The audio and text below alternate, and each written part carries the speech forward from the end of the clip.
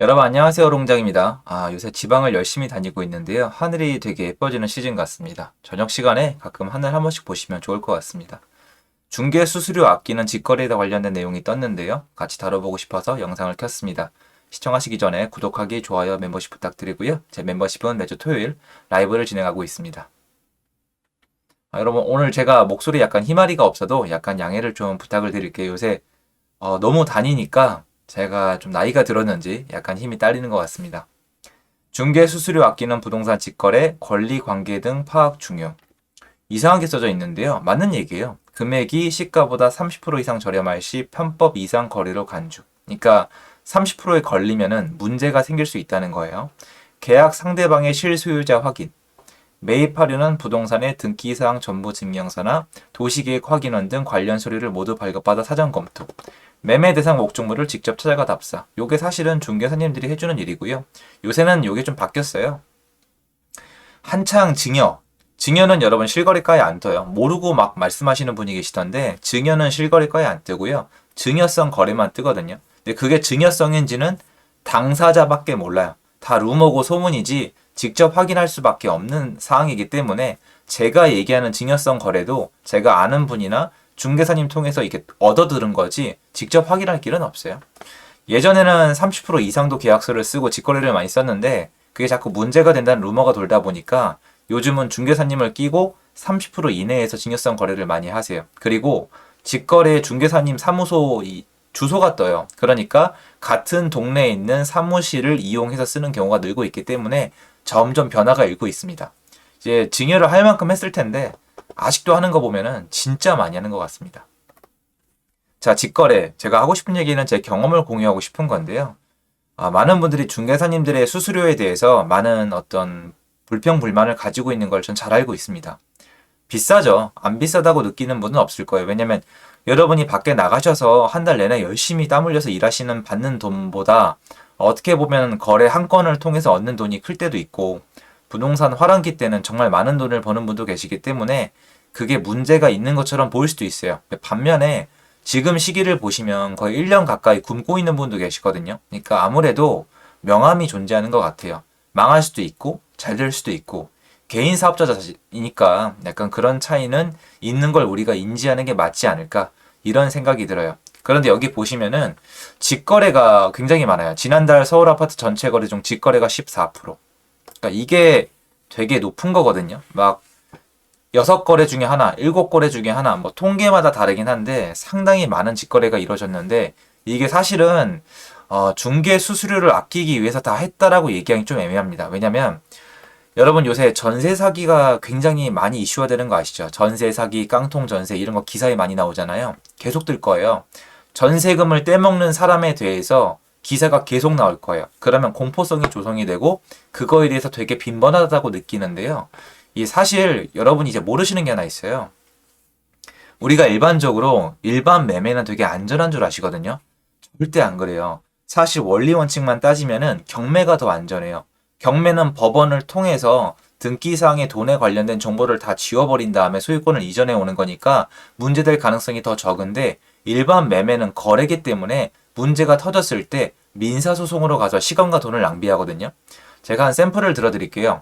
이런 건 기사화가 안 되거든요. 그런데 실제로 있어요. 워낙 많은 중개사님을 만나다 보면 일반 매매의 사고 사례를 많이 말씀해 주시는데 문제가 뭐냐면 이런 매매 사고가 크게 나잖아요. 그럼 그 부동산은 날라가거나 주인이 바뀌어요. 그러니까 주인만 바뀌는 거 우리가 모르잖아요.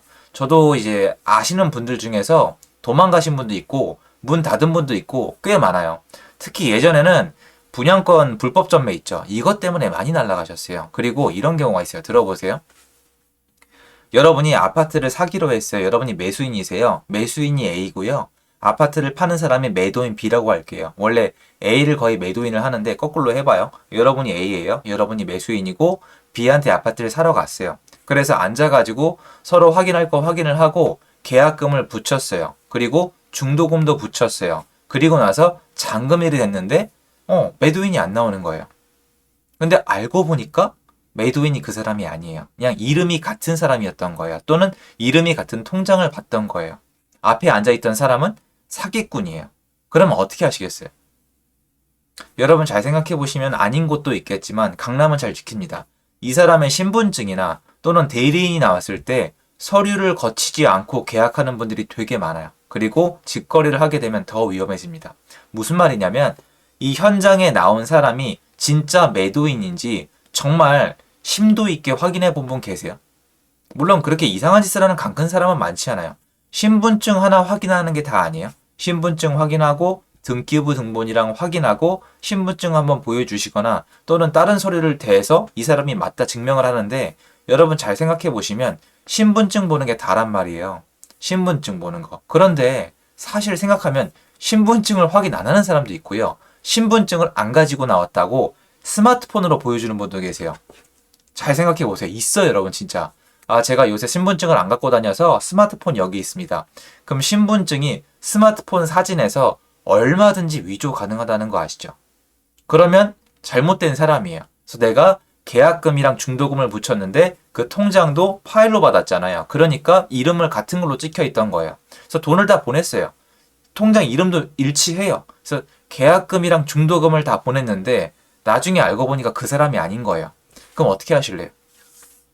물론 사기죄죠. 고소고발해야죠. 근데 중요한 건 여러분, 나중에 피해자가 돼보시면, 피해자가 돼봤잖아야 피해자가 되면 중요한 거는 그 사람을 처벌하는 게 아니에요. 물론 중요한 분도 계시고 중요한 사항도 있죠. 누군가를 해했거나 아니면 내가 다쳤거나 잘못됐으면 당연히 정의에 따라서 형사처벌을 받게 하는 게 중요하겠지만 이 상황에서는 일단 내 돈을 찾는 게 중요하잖아요. 근데 돈을 찾을 길이 없어요. 돌려줄 마음을 가지고 그 돈을 가지고 튀었겠어요? 보나마나 어떤 통장에서 빼갔을 텐데. 아니잖아요. 그러면 그때 유일하게 매달릴 수 있는 데가 중개사고예요. 중개사님이 그래도 보험을 들어놓으시잖아요. 그것도 여러분 쉽지 않아요. 되게 웃기죠. 분명히 중개사고가 맞는데 이 사람이 맘먹고 사기를 친 거고 중개사님 입장에서는 본인이 해야 되는 책무를 다했을 경우에는 상관이 없거든요. 그래서 책임을 안 지는 게 아니라 되게 오래 걸려요. 중개사님도 이 사람을 고발하고 이 사람을 또 찾아내야 되고 돈이 어디로 갔는지 찾아봐야 되고 이거를 다 밝혀내야 되는데 문제는 나는 계약금도 썼고 그리고 중도금도 썼는데 아파트 명의를 못 가져오는 황당한 사건도 있고요.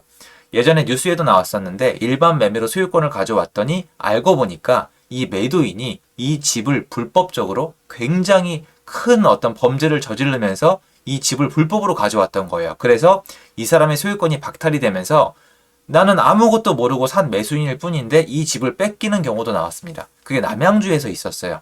아, 기억하는 분이 있을 수도 있습니다. 그래서 제 생각에는 일반 매매도 충분히 리스크가 있는 거거든요. 그래서 저는 일반 매매가 리스크가 있는데 중개사님까지 뺀 경우에 만약에 사고가 나게 되면은 대재앙이 일어날 수가 있거든요. 그리고 아까 말씀드렸잖아요. 제가 말씀드린 중개 사고를 중개사님들이 얘기를 안 해서 그렇지 알고 있어요. 신분증을 어떻게 확인해야 되는지, 제3자가 나오면 위임 서류가 뭔지, 또 정말 심각할 때는 법무사를 부르라고 해줄 수도 있고, 이런 기본 소양이 안 돼 있는 중개사님은 쓰면 안 되겠지만, 직거래를 하게 되면 더 취약해요. 당장에 이 사람 신분을 정확히 확인할 길도 없고, 얘기하기도 불편하고, 상황에 따라서는 국세 완납 증명서랑 지방세 완납 증명서도 봐야 되고, 제 외국인, 저 같은 경우에 예전에 상계동의 아파트 금매를 잡을 때 이분이 캐나다로 이민 간 분이셨는데 이민 간 다음에 2년 이내에 국내의 재산을 처분하지 않으면 비과세 혜택이 없어지는 그런 법이 있더라고요. 근데 이분은 아시겠지만 캐나다 사람이에요. 이제 이민을 가셨으니까 시민권이 있는지 모르겠는데 한국에 들어와서 거래를 하려 그러니까 서류가 한 이 정도 뭉친 거예요. 그럼 그걸 누가 다 확인해요? 그러면 중개사님이랑 법무사님 달라붙어서 다 확인을 해야 돼요.